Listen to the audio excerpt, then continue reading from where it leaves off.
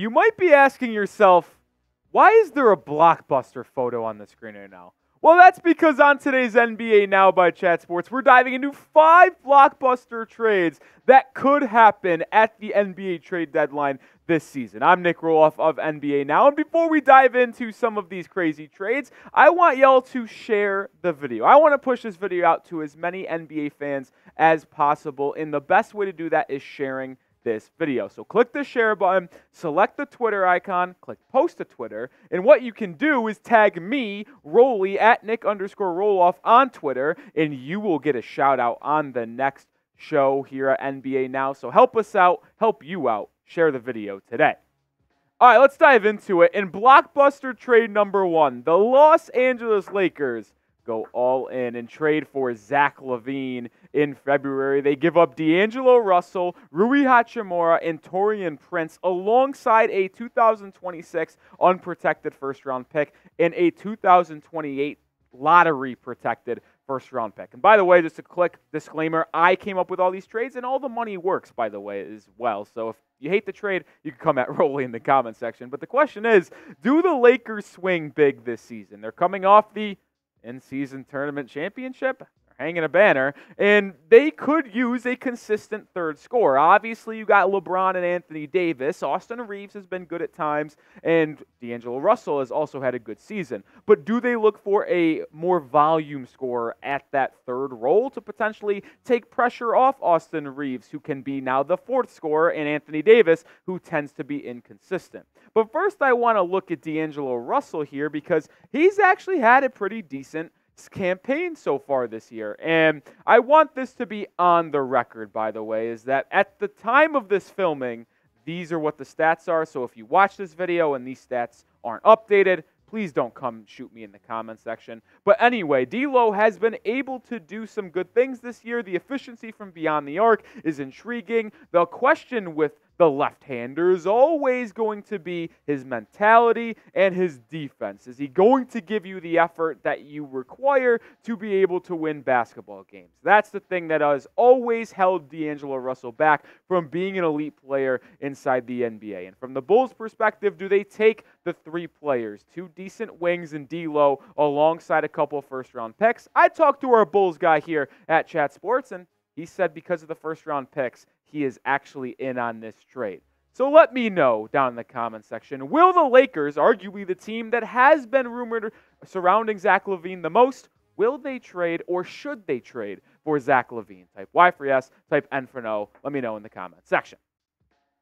Number 2 on our blockbuster trades is one of my favorites here that I cooked up, and the Warriors, who are off to a rough start, 10-13 through 23 games, like I said at the time of filming, they have had some issues with Andrew Wiggins. And in this trade, they get OG Anunoby, Otto Porter Jr., they give up Andrew Wiggins, Moses Moody, and 2 unprotected first-round picks. And listen, could this be the end of the Warriors dynasty, the end of their run? Who knows? But I know one thing. If Golden State wants to contend for a championship this season, they need to move off Andrew Wiggins because he has been downright abysmal this upcoming season, or this season, I should say. And if you just compare Andrew Wiggins to the wing they would be getting in this trade, OG, well, there really isn't much of a comparison. They both get the same amount of rebounds. The assist numbers don't really move me whatsoever, but OG is giving you 3 points more a night while giving you way better efficiency, 46.8% from the field compared to Wiggins' 41, and then also Anunoby shooting 12% better from beyond the arc. And the question is, like, when the Warriors were at their best, right, to win that championship 3 years ago, Wiggins was phenomenal in that series, which is why they were able to defeat the Boston Celtics. So they need that wing presence alongside Dre, Clay, and Steph.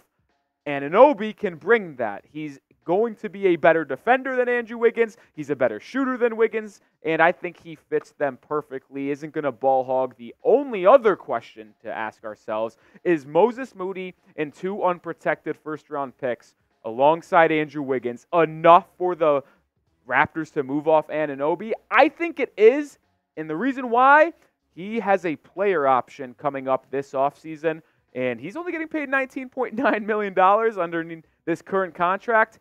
I expect OG to opt out and try to get a bigger deal on the open market. So maybe the Raptors do value these assets coming in since they might lose him in the summer anyways.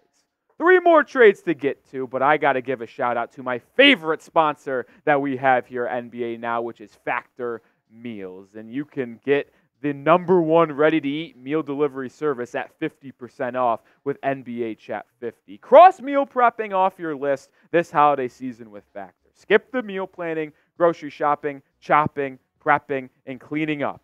Get Factor's fresh, never frozen meals delivered straight to your door. They're ready in just 2 minutes, so all you have to do is heat and enjoy. And the best part about it, they're healthy for you as well. Calorie-conscious options over the holiday seasons that don't skimp on flavor, delicious, dietitian-approved, calorie-smart meals with around or less than 550 calories per serving. Does it get any better than that? So head to factormeals.com/NBAChat50 and use code NBAChat50 to get 50% off. That's code NBAChat50 at factormeals.com/NBAChat50. Get 50% off this holiday season. All right, number 3 on our blockbuster trade list. The New York Knicks make a little bit of a splash move and get a 4th scorer, or maybe their 3rd scorer. They get Bojan Bogdanovic from the horrible Detroit Pistons, by the way. And when I say horrible, I mean, it's hard to imagine a worse basketball team at all. But the Pistons receive Evan Fournier, which is really just there to match salaries. The Pistons then get a 1st-round pick that is top 10 protected this upcoming draft from the Knicks, but originally coming from the Mavericks, so you expect that to convey since the Mavericks are top 4 in the Western Conference. And you also get a pair of 2nd-round picks, their own 2nd-round pick back from New York in this draft, and they also get a 2nd-round pick in next year's draft from the Brooklyn Nets. But the Knicks absolutely need another scorer. Julius Randle, he's been good at times, he's been horrible at times, he's very inconsistent. Same thing can be said for RJ Barrett. So they need to get Jalen Brunson some more consistent help, and there is no one more consistent offensively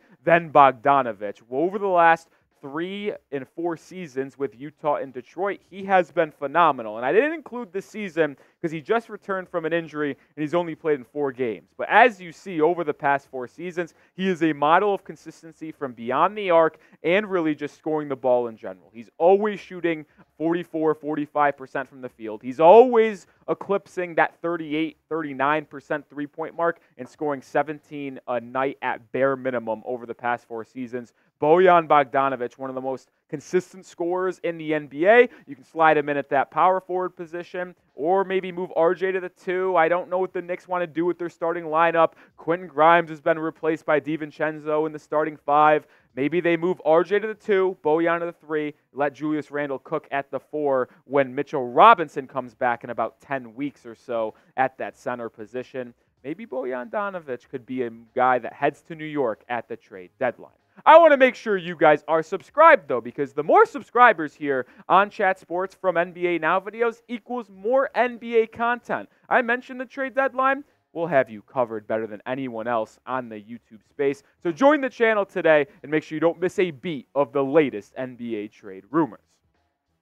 All right, blockbuster trade number 4. The Bulls are featured on this trade again, and this one is the most enticing and I think fair deal out of the 5 that I cooked up. The 76ers, who have surprised most of us by having the 3rd best record in the Eastern Conference thus far, get DeMar DeRozan and Alex Caruso, while giving up Tobias Harris, 2 of their own unprotected first-round picks in 26 and 28, and then the 2029 first-round pick they received from the Clippers in the James Harden deal. And you might ask yourself, is it worth giving up 3 first-round picks? It absolutely is, because when you look at the Bulls duo, you're going to get a lot of good things. DeRozan, an experienced scorer that can just dominate the mid-range, get to the rack. He's actually improved his three-point shooting a little bit. I'm not completely sold on it just yet, but he has shown the ability to at least catch and shoot a couple times this season. And how about Alex Caruso, one of the best perimeter defenders in the entire NBA. He's also upped his scoring this season in 20 games played to 9.5 points while shooting 46% from 3. That is very, very good. And the reason why I think the 3 first-round picks given up by Philly would be worth it to acquire this duo, is how tough the 76ers would actually be. Think of a closing lineup. Just walk with me here. Maxey, Caruso in the backcourt, DeMar DeRozan, Joel Embiid. And then you could slide in maybe Robert Covington at the 4, whatever wing they want to throw in there. Hello, that gets defense, that gets scoring. You obviously have the reigning MVP in Embiid. That 76ers closing lineup / that roster, if they just moved on from Harris and acquired Caruso and DeRozan, I think that would rival the Celtics in Bucks roster in the Eastern Conference, and maybe Philly could finally get out of the hole they've been in where they've not been able to get past the second round in the NBA playoffs. That team would be good, and if you're the Bulls, I think you'd be willing to do it for 3 first-round picks, including 2 of them unprotected from Philly in 3 or 4 seasons. Number 5, probably the least blockbuster trade in terms of name, but it could also be argued this would be one of the most impactful out of the 5 that I named, because the Mavericks get Nic Claxton, the center from Brooklyn. They only give up Richaun Holmes, 1 unprotected first-round pick in 26, and then a 2028 second-round pick via the Miami Heat. And Nic Claxton is one of the more interesting centers in the NBA, because he's one of your throwback centers that doesn't really stretch the floor, but is just elite at rim protection and finishing around the rack. One negative of Claxton, he has been sidelined with some injuries throughout the season, but 11.7 points per game, 2.5 blocks. I'm also old enough to remember when Nic Claxton was a Defensive Player of the Year candidate just a year ago. Well, that was before KD and Kyrie left the Nets. It's almost like, oh, their national media relevance went away, so did his depoy bid. I hate that it works that way. But the issue with Claxton, to me, is his free throw shooting. It's the only negative with him, as long as, well, he also doesn't have a jump shot. But the problem is you might be able to play hack a Claxton down the stretch of big games. But why would the Mavericks do this with how good Derek Lively has been this year, the rookie out of Duke? Well, he is just a rookie, and they don't have a lot of experience in the front court. So you move Lively to the bench, allow him to play more of a limited role, be the energizing buddy off the bench at center, let Claxton certify that front court defense, which has held the Mavericks back over the last 3 or 4 seasons. And you mentioned Kyrie, Luka, that high-powered offense with Claxton manning the defense on the other side. Also, Claxton might up his offensive game working the pick and roll with Luka. That makes them one of the toughest teams to beat in the Western Conference. So we went through 5 trades. I want to know which one was your favorite. Was it number 1, where the Lakers get Zach LaVine for D'Lo, Hachimara, Prince, and a couple first-round picks? Was it when the Warriors get Anunoby, Otto Porter Jr. for just Wiggins, Moody, and 2 unprotected first-round picks? Was it Bojan Bogdanovic heading to the Big Apple for Fournier, a first-round pick, and a pair of seconds? Maybe it was that Philly trade where they get DeRozan and Caruso for 3 first-round picks and Tobias Harris. Or was it the last one we just mentioned where the Mavericks get the center, Nic Claxton, who, by the way, is a free agent coming up this offseason. I assume he will be highly coveted if he hits the open market for Richaun Holmes, a first-round pick, and a second. Let me know 1, 2, 3, 4, or 5. And also follow me on Twitter. If you want more NBA analysis, I tweet about the NBA every single day. So give me a follow over on the Bird app at Nic_Rohloff.